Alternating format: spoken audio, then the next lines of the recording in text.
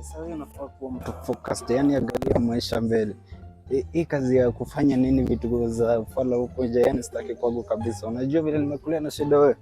Yani kwanza hii hata nywele naona inakaa vibaya sana. Udhiwe juu pia kwa hana muda wa fagi na hivyo.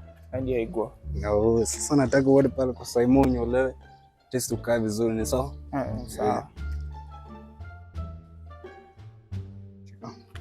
Wewe nyolewe ukae vizuri, kae smart sawa.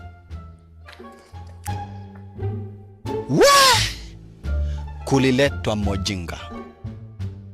Ni aje Simon? Ni fiti. Nataka uninyoe. Sawa. Ninyoe hivi. Sawa. A few moments later. Umenyolewa? Nimenyolewa. Umenyolewa, acha nione. Hizi ni gani bwana? Hizi umenyolewa na mbao bwana. Hii pesa nimekupa umepeleka wapi? Umenyolewa wapi?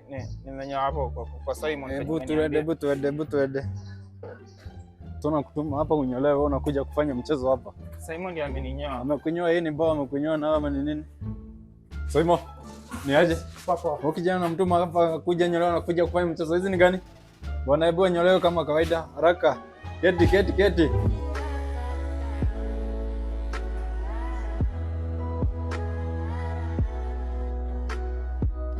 Namna hiyo.